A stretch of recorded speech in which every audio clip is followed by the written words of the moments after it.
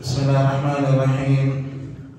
الحمد لله رب العالمين والصلاة والسلام على رسوله الكريم. اما بعد. محترم حاضرین، سورہ فاتحہ کی تفسیر الحمدللہ چل رہی تھی، لیکن کچھ وجوہات کی بنا پر کافی عرصے سے یہ سلسلہ منقطع ہو گیا تھا. انشاءاللہ اللہ کی توفیق سے دوبارہ یہ سلسلہ شروع کیا جائے گا.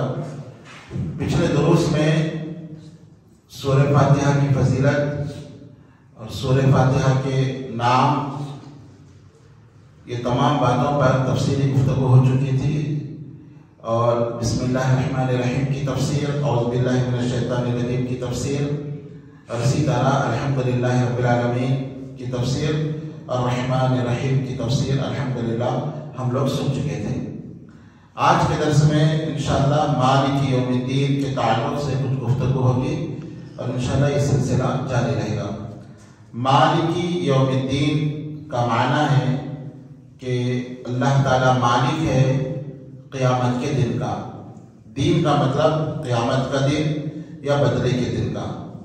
ایک قرات مالک یوم الدین بھی آئی ہے، یعنی آپ اگر مالک یوم الدین بھی پڑھتے ہیں تو یہ قرات صحیح ہے، اس لیے کہ قرآن 7 قراتوں پہ نازل ہوا. 7 انداز سے قرآن کو پڑھا جا سکتا ہے، نبی صلی اللہ علیہ وسلم سے ثابت ہے. تو مالک یوم الدین ایک قرات ہے اور ملک یوم الدین ایک قرات ہے. مالک کا معنی مالک ہونا، جیسا کہ ہم اور آپ جانتے ہیں کہ کوئی گاڑی کا مالک ہے، کوئی گھر کا مالک ہے. تو مالک یوم الدین اللہ قیامت کے دن کا مالک ہے. ملک کا معنی بادشاہ ہے، اور اللہ تعالیٰ قیامت کے دن کا بادشاہ ہے. اسی لیے بعض علماء کہتے ہیں کہ مالک یوم الدین سے زیادہ معنی ملک یوم الدین میں پایا جاتا ہے، اس لیے کہ مالک ہر کوئی ہو سکتا ہے، لیکن ملک کوئی ایک ہی رہتا ہے. مالک تو ہر انسان کسی نہ کسی چیز کا ہو سکتا ہے، لیکن ملک جو بادشاہ ہے وہ صرف ایک رہتا ہے. تو بعض مفسرین کہتے ہیں کہ مالک یوم الدین سے زیادہ مالک یوم الدین میں معنی پایا جاتا ہے. لیکن بعض علماء کہتے ہیں کہ مالک یوم الدین میں نیکیاں زیادہ ملتی ہیں مالک یوم الدین سے، اس لیے کہ نبی اکرم صلی اللہ علیہ وسلم نے فرمایا کہ قرآن کے ایک ایک حروف پر 10 نیکیاں ملتی ہیں. تو مالک میں 4 حروف ہیں، میم، الف، لام، کاف. تو مالک جو پڑھے گا اس کو 40 نیکیاں ملے گی، اور ملک میں 3 حروف ہیں، میم، لام، کاف. تو ملک جو پڑھے گا اس کو 30 نیکیاں ملے گی. بہرحال مالک یوم الدین بھی آپ پڑھ سکتے ہیں اور ملک یوم الدین بھی پڑھ سکتے ہیں. تو اللہ تعالیٰ قیامت کے دن کا مالک ہے، اور قیامت کے دن مخلوقات کو بدلہ دیا جائے گا. دنیا میں جو انسان نے اعمال کیے ہیں ان کی جزا اللہ تعالیٰ دے گا. جزا اور بدلہ کیسے دیا جائے گا انشاءاللہ اس کی تفسیر آئے گی، لیکن آج 4 طریقے میں آپ کو بتاؤں گا کہ کل قیامت کے دن اللہ تعالیٰ حساب لینے کے 4 طریقے ہوں گے قرآن و حدیث کی روشنی میں. پہلا طریقہ یہ ہے کہ جو 2 فرشتے ہمارے نام اعمال لکھ رہے ہیں، وہ ہم مرنے کے بعد جیسے ہم مر جائیں گے تو ہماری کتاب کو ہمارے گلے میں ڈال دیا جائے گا. جیسے اللہ نے فرمایا کتابیں یلقاہ منشورا، اس کی کتاب کو اس کے گلے میں ڈال دیا جائے گا. اور کل قیامت کے دن انسان اٹھے گا تو اس کی کتاب زندگی جو اس نے دنیا میں کیا تھا وہ اس کے گلے میں رہے گی، اور وہ اسی حالت میں میدان محشر میں اللہ کے پاس جائے گا، اور پوری دنیا اس کے اعمال کو دیکھ رہی ہوگی کہ کتنے نیکیاں اس نے کیا، کتنے گناہ اس نے کیا. اللہ تعالیٰ کہے گا اقرا کتابک، تو اپنی کتاب پڑھ لے، کفا بنفسک اليوم علیک حسیبا، تو خود فیصلہ کر لے کہ تو جنت کے لائق ہے یا جہنم کے. تو خود فیصلہ کر لے کہ تیرے اعمال کیسے تھے. تو ایک تو یہ ہوگا کہ انسان کی کتاب اس کی گلے میں ڈال دی جائے گی اور وہ سب کے سامنے ظاہر کی جائے گی. دوسرا طریقہ یہ ہوگا کہ کل قیامت کے دن 2 فرشتے انسان کو ہانک کر اللہ کے پاس لائیں گے. سائق و شہید اللہ نے کہا.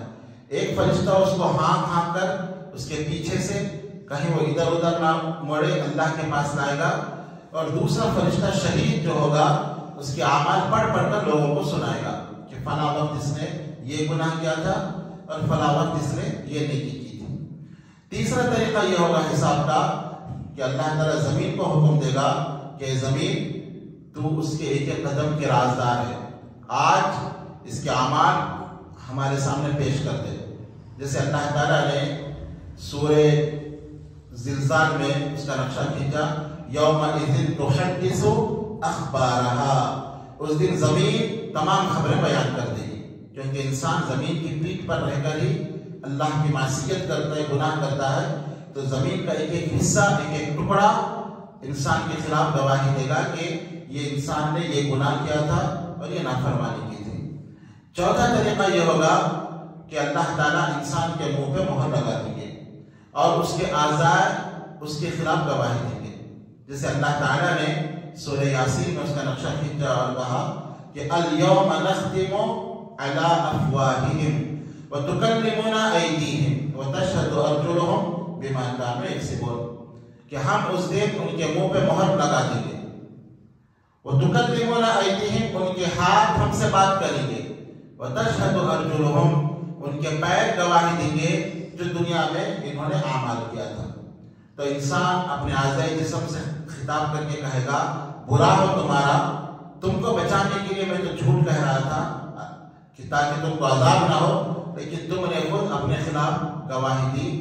تو اعضاء جسم اس سے کہیں گے کہ جس اللہ نے تجھے زبان سے بولنے کی طاقت دی، اسی اللہ نے ہم کو بات کرنے کی طاقت دی، ہم تو اللہ کے حکم کے محتاج، ہم تو اللہ کی نافرمانی نہیں کر سکتے۔ تو اس طرح کل حساب لیا جائے گا اور اللہ تعالیٰ پورا پورا بدلا دے گا، کسی پر ظلم نہیں ہوگا ان کے اعمال کے مطابق۔ تو ہمیں چاہیے کہ اس دن کی ہولناکی کو یاد کر کے دنیا میں ایسے اعمال کریں کہ اس دن ہم کو شرمندگی اٹھانا نہ پڑے، پوری دنیا کی مخلوق رہے گی۔ ہم آج گناہ کرتے ہیں تو یہ چاہتے ہیں کہ کسی کے سامنے ہمارا گناہ ظاہر نہ ہو، باپ نہ دیکھے، دوست نہ دیکھے، بیٹے نہ دیکھے، لیکن کل اندازہ لگائیے آدم علیہ السلام سے لے کر قیامت تک کی تمام مخلوق ہوگی، اور وہاں اگر ہمارے گناہ ظاہر ہو جائیں گے تو کتنی ذلت ہمیں اٹھانی پڑے گی۔ تو اس کا احساس کرتے ہوئے ہم اپنی کتاب زندگی میں زیادہ سے زیادہ نیکیاں کرنے کی کوشش کریں۔ انشاءاللہ اس کی تفسیر جاری رہے گی مالک یوم الدین کی۔ اللہ تعالیٰ سے دعا ہے کہ اللہ تعالیٰ صحیح معنوں میں قرآن کو سمجھنے اور اس کے مطابق زندگی گزارنے کی توفیق عطا فرمائے۔ آمین یا رب العالمین۔ وآخر دعوانا الحمد للہ رب العالمین۔ سبحان